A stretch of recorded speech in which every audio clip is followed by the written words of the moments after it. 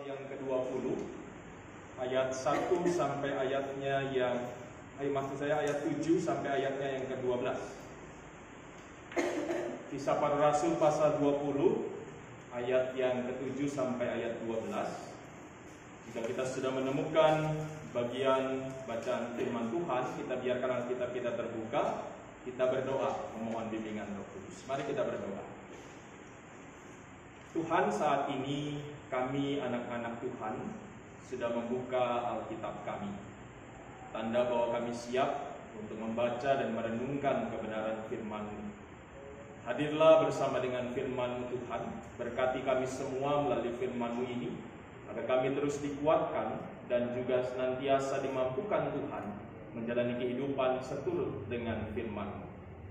Dalam nama Tuhan Yesus Kristus yang adalah firman yang hidup, kami berdoa. Amin. Saya mengundang Bapak Ibu saudara berdiri.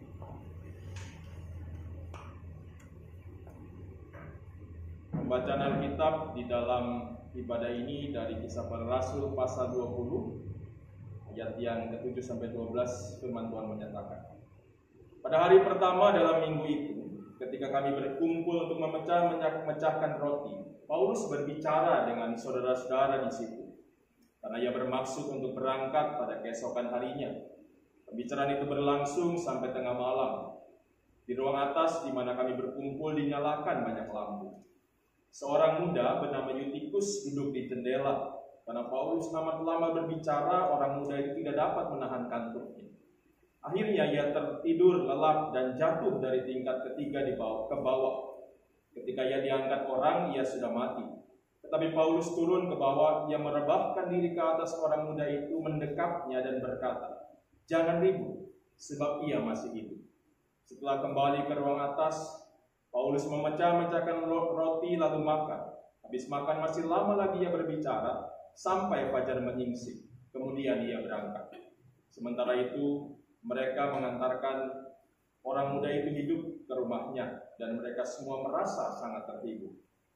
Demikianlah pembacaan Alkitab. Yang berbahagia adalah setiap kita yang memelihara firman Tuhan dalam setiap langkah hidup kita. Terpujilah Yesus Kristus. Haleluya.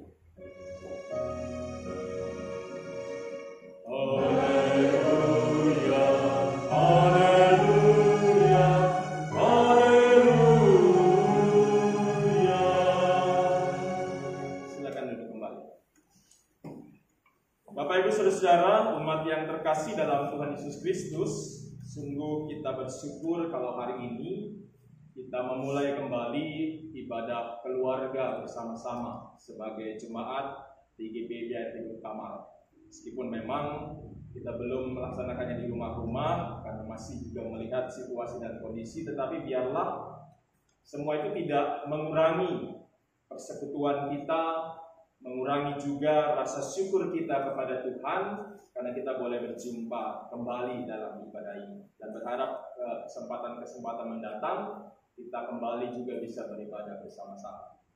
Nah, pembacaan firman Tuhan pada hari ini, kalau kita lihat dalam tema yang diambil oleh Sabda Guna Krida ataupun Sabda Bina Umat, itu adalah perpisahan yang menghiburkan. Itu tema yang diambil. Nah, tema ini memang diambil dari sebuah kisah yang memang disampaikan oleh bagian firman Tuhan pada malam hari ini. Diambil dari sebuah konteks di mana waktu itu diceritakan Paulus sedang atau akan berpisah dengan jemaat Tuhan yang ada di Troas. Disampaikan dalam bacaan kitab firman Tuhan pada malam hari ini. Jadi apa yang kemudian dikatakan membuat mereka terhibur, membuat mereka merasa bahwa ada hiburan yang dirasakan adalah berkaitan dengan apa yang disampaikan dan juga dilakukan oleh Rasul Paulus di tengah-tengah jemaat itu tentunya. Kita lihat bahwa Paulus pada saat itu berbicara dengan mereka, mengumpulkan mereka, ngobrol dengan mereka, bahkan dikatakan ngobrolnya itu nggak sebentar. Ya, kita lihat ngobrolnya itu mulai dari waktu-waktu seperti ini begitu ya, sore menjelang malam, bahkan sampai dikatakan di sini sampai fajar menyingsing, sampai subuh artinya. Jadi artinya saya bayangkan ada percakapan yang dilakukan oleh Paulus. Ada ungkapan atau ada kata-kata atau ada juga pastinya kalimat-kalimat yang disampaikan oleh Rasul Paulus kepada mereka yang menguatkan mereka tentunya. Ya, kita bisa bayangkan Paulus pastinya waktu itu juga bukan hanya sekedar berbicara tetapi juga mengajar mereka tentang firman Tuhan. Mengajar mereka tentang apa yang harus mereka lakukan sebagai umat Tuhan. Dan dalam percakapan itu tentunya mereka juga bisa saling berbicara, saling berbincang satu dengan yang lain. Dan mereka pada saat itu pasti ya mungkin dalam istilah kita sekarang sharing gitu ya. Saling berbagi, saling bercerita, saling menguatkan. Itu yang dikatakan oleh Paulus. Sedangkan hal yang juga dilakukan Paulus yang menghiburkan mereka adalah pada saat itu kita lihat bersama-sama ada sebuah kejadian. Ada seorang anak muda namanya Eutikus jatuh dari lantai 3. Dia jatuh dan kemudian dikatakan dia sudah mati di ayat yang ke-9 di bagian akhir. Jadi pada saat itulah kemudian Paulus melakukan sebuah perbuatan yang ajaib, sebuah mukjizat sehingga seorang Eutikus yang dikatakan sudah mati tiba-tiba bisa hidup kembali. Jadi apa yang dikatakan, apa yang dilakukan oleh Paulus saat itu bagi jemaat yang ada di Troas adalah sebuah hiburan buat mereka. Kenapa? Karena semua itu menjadi sebuah kekuatan yang baru dalam kehidupan jemaat pada saat itu.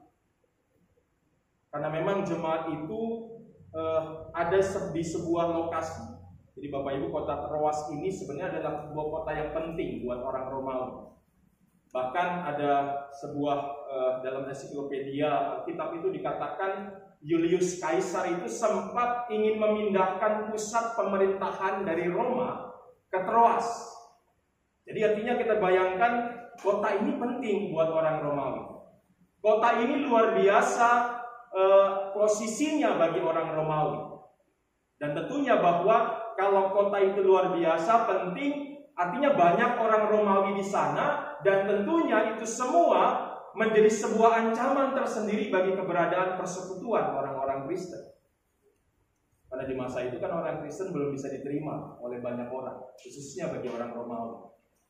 Sehingga pada saat itu mereka merasa saat Paulus berbicara dengan mereka, Paulus menyampaikan firman Tuhan, Paulus juga membesarkan hati mereka dengan percakapan yang dilakukan sepanjang malam itu, ditambah lagi Paulus juga kemudian melakukan mukjizat. Itu adalah sebuah kekuatan yang mereka rasakan, menghiburkan mereka yang mungkin saat itu sedang ada dalam sebuah tantangan yang tidak mudah sebagai jemaat Tuhan.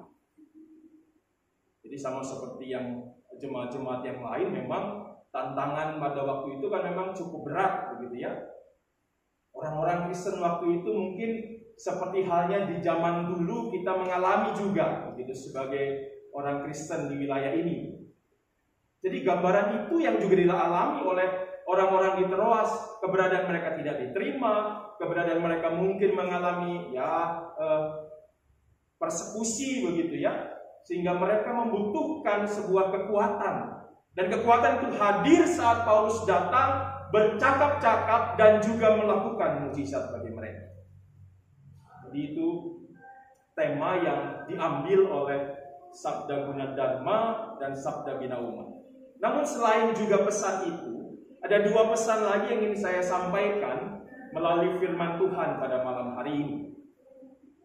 Yang kedua, temanya adalah Bapak Ibu Saudara, kita lihat bersama-sama. Kita kembali melihat bahwa pada saat di ayat yang ke-7, pada saat Paulus datang, apa yang dilakukan oleh Paulus bersama-sama dengan jemaat itu? Mereka berkumpul, memecah-mecahkan roti. Jadi kalau kita dengarkan kalimat ini, apa yang kita ingat? Jemaat mula-mula ya. Perjamuan, tadi bisa dikatakan begitu. Mungkin mengarah kepada perjamuan, tetapi juga mengingatkan kita apa yang diceritakan dalam Kisah Para Rasul 2 tentang cara hidup jemaat mula-mula. Jadi artinya jemaat mula-mula itu punya kehidupan yang luar biasa baik dalam persekutuan. Kita lihat mereka kumpul bareng-bareng, mereka memecah-mecahkan roti. Artinya mereka berkumpul bersama-sama tanpa melihat mungkin yang satu orang yang punya kedudukan atau yang satu orang biasa, tapi mereka kumpul bareng. Dan ini mengingatkan kepada kita bahwa memang penting dalam kehidupan kita untuk juga memiliki sebuah persekutuan yang baik. Yang di dalamnya juga kita harus juga ikut mengambil contoh dan teladan dari jemaat mula-mula yang juga kembali diingatkan lewat perikop bacaan kita malam hari ini. Kenapa? Karena memang kalau kita mau jujur merenungkan situasi dan kondisi yang dilakukan oleh jemaat di masa lalu, mungkin situasi itu agak jarang kita temui di masa kini. Agak jarang kita temukan ada persekutuan yang tiap hari berkumpul, tiap hari belajar firman Tuhan, tiap hari berbagi. Itu jarang. Mungkin kalau boleh saya katakan di gereja-gereja kayaknya nggak ada yang seperti itu ya. Sekarang gitu ya.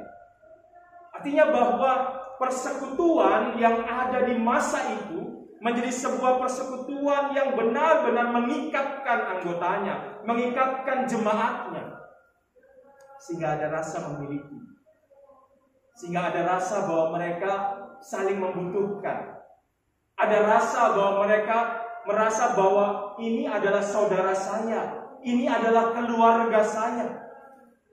Sehingga dengan perasaan itu mereka merasa bahwa orang lain juga adalah bagian dari diri saya. Orang yang ada dalam persekutuan ini juga adalah bagian dari kehidupan saya. Sehingga saya juga harus memikirkan mereka, bukan cuma memikirkan diri saya sendiri. Kembali saya harus katakan, pemikiran seperti ini sudah sangat-sangat jarang terjadi. Bahkan dalam persekutuan gereja sekalipun. Yang terjadi di masa kini, kita selalu diingatkan atau selalu diperlihatkan sebuah pola-pola kehidupan yang individual. Bahkan mengarah kepada pola kehidupan yang egois. Gak mau pikir yang lain, terserah orang lain mau susah, yang penting saya jalani hidup saya, perkara orang lain susah biarlah karena saya juga susah sendiri gitu. Nah itu kan yang sering kali kita alami. Mudah-mudahan kita nggak melakukan itu ya. Mudah-mudahan kita tetap merasa bahwa kalau saat ini kita punya persekutuan di tengah-tengah jemaat GPIB Air Hidup Kamal, kita juga harus merasa semua jemaat ini adalah bagian dari kehidupan saya. Bukan cuma sekedar saya mikiri diri saya sendiri atau keluarga saya, tapi juga memikirkan yang lain di tengah-tengah kehidupan saya. Nah, kita bersyukur bahwa kita hari ini diingatkan bersama-sama. Dan momentum juga yang kita alami hari ini juga mengingatkan kita, menegaskan juga pesan ini. Jadi Bapak Ibu, sebagai informasi, siang tadi ada rombongan Satgas Covid Sinodal datang. Kira-kira jam 1 siang tadi ada ketua 1 majelis sinode bersama dengan beberapa pendeta, bahkan juga ada Dewan TKP juga datang ke tempat ini. Jadi kita dapat kunjungan sebenarnya pada siang ini. Tapi karena kunjungannya mendadak tidak disampaikan kepada Bapak Ibu. Karena tadi juga saya baru ditelepon kira-kira jam 11 begitu. Lalu saya sampai di sini. Jadi kita bersyukur, artinya kehadiran mereka juga menunjukkan bahwa kita ini adalah bagian dari persekutuan yang namanya GPIB. Artinya bersyukur kita masih diingat orang-orang dari Jakarta. Jadi artinya bahwa ini juga menguatkan pesan Tuhan untuk kita nggak mikirkan diri sendiri. Dan hari ini mereka juga datang membawa sedikit bantuan untuk beberapa jemaat yang nanti akan juga dikelola oleh majelis jemaat yang akan diberikan kepada orang-orang yang nanti akan dihubungi. Jadi ini bagian yang menguatkan kita, ada pesan yang lain dari pembacaan Alkitab hari ini, bahwa kita juga harus memperhatikan orang lain. Kita nggak boleh hanya perhatikan diri kita sendiri, merasa oh saya sudah susah Pak Pendeta, ngapain mikirin orang lain. Kadang-kadang kan begitu yang terjadi kan. Sebenarnya kita nggak peduli dengan orang-orang. Jangan bicara jauh-jauh gereja GPIB yang lain, GPIB diri sendiri saja kadang-kadang kita nggak saling peduli. Nah, hari ini kita diingatkan bersama-sama, jangan sampai kita terus melakukan itu dalam persekutuan kita. Kalau kita mau persekutuan kita baik dan kemudian membawa kita kepada sebuah pelayanan dan juga kesaksian yang baik, mari kita awali dengan bersekutu dengan baik. Saling perhatikan satu dengan yang lain, saling menopang satu dengan yang lain, tidak hanya pikir diri kita sendiri. Itu pesan yang kedua. Nah, pesan yang ketiga juga dari pembacaan firman Tuhan malam ini, Bapak Ibu, berkaitan tadi dengan kisah yang sempat saya singgung tentang seorang pemuda yang namanya Eutikus tadi. Tadi saya sudah cerita ya, apa yang terjadi sama Eutikus. Tertidur, jatuh, mati, tapi dibangkitkan lagi oleh Paulus. Dari hal ini, saya juga menangkap sebuah pesan buat kita semua sebagai gereja. Bapak Ibu, di tengah-tengah kehidupan persekutuan kita, ada para pemuda kita. Pemuda itu adalah bagian dari persekutuan ini. Jadi artinya bahwa mereka juga harus dilayani, mereka juga harus diberikan ruang untuk mereka bisa merasakan bahwa saya adalah bagian dari persekutuan ini. Kenapa ini penting buat kita? Bukan hanya sebagai jemaat di GPBH Hidup. Kalau kita bicara jemaat sini kan kalau bilang pemuda masih bisa dihitung jari gitu ya jumlahnya. Tapi kalau kita bicara secara lebih luas lagi, bicara tentang konteksnya GPIB, banyak GPIB sekarang mengalami sebuah persoalan di mana para pemudanya nggak aktif di gereja. Mereka lebih senang aktif di gereja lain. Dan kadang-kadang gereja merasa biarin aja lah, itu mungkin salahnya mereka. Padahal kita belajar dari kisahnya Eutikus, Bapak Ibu Saudara, kita belajar mereka ini bagian dari persekutuan kita yang juga harus dilayani, yang juga harus diberikan ruang. Saya punya pengalaman bahwa sering para pemuda itu punya trauma khususnya terhadap majelis jemaat. Kenapa? Karena seringkali mau bikin sesuatu kegiatan dibilang gak usah, ngabisin uang gitu. Tapi kemudian uangnya dipakai juga buat yang menurut saya nggak penting. Kita lihat juga bahwa para pemuda digambarkan dalam pribadi Eutikus waktu itu bahwa mereka bukan orang yang senang mendengarkan orang tua ngomong. Kita lihat ya. Kenapa dia jatuh? Bapak Ibu kita lihat. Kenapa sampai Eutikus jatuh? Menurut Bapak Ibu kenapa? Ngantuk. Kenapa dia ngantuk? Salah satunya disebutkan dalam ayat 9. Karena Paulus amat lama berbicara. Kan tadi saya gambarkan ngobrolnya itu kan dari mulai malam sampai subuh begitu. Jadi artinya di sini digambarkan juga buat kita bahwa para pemuda kita juga seperti Eutikus, gak suka kalau banyak-banyak orang bicara. Yang mereka suka adalah saat orang, khususnya para orang tua, memberikan contoh, memberikan teladan bagi mereka, memberi ruang buat mereka untuk bisa berada di tengah-tengah persekutuan ini, merangkul mereka, sehingga mereka pun bisa akhirnya aktif dalam persekutuan. Jadi pesannya yang ketiga ini juga mengingatkan semua kita, semua gereja, bahwa ada para pemuda, belum lagi ada para taruna, belum lagi ada anak-anak yang harusnya saat ini menjadi prioritas pelayanan kita. Saya selalu ngomongnya begini, ya bukan berarti kemudian yang tua-tua nggak penting gitu ya. Tetapi yang tua kan memang sudah, ya beginilah kita, sulit untuk diubah, sulit diarahkan begitu ya, sudah inilah kita. Tapi yang muda ini harus kita pandang sebagai masa depan gereja. Bayangkan kalau kita biarkan mereka selalu aktif di luar, nggak pernah aktif di gereja, siapa yang meneruskan perjalanan pelayanan gereja kita? Jadi kita belajar malam hari ini ada pesan juga penting buat persekutuan kita, bahwa persekutuan itu harus terpelihara, harus kita sama-sama pelihara, dan masing-masing kita juga harus menyediakan diri kita untuk juga menguatkan persekutuan itu. Ditambah lagi kita juga harus merangkul semua yang ada dalam persekutuan ini, khusus anak-anak kita, para pemuda, para teruna, anak-anak yang menjadi masa depan bagi gereja ini. Dan biarlah ini semua kita renungkan dalam persekutuan gereja kita masing-masing, sehingga kita benar-benar memiliki persekutuan yang baik, persekutuan yang indah untuk kita bisa terus melayani dan bersaksi demi nama Tuhan. Dan ingat juga, meskipun dalam persekutuan ini ada tantangan dan pergumulan, Tuhan bisa pakai cara apapun untuk menguatkan kita semua. Seperti jemaat di Troas, kehadiran Paulus menguatkan, menghiburkan mereka untuk terus ada dalam persekutuan bersama dengan Tuhan. Dan ini semua juga menguatkan kita bahwa kita punya Tuhan yang terus akan menyertai langkah-langkah kehidupan kita, langkah-langkah pelayanan kita ke depan.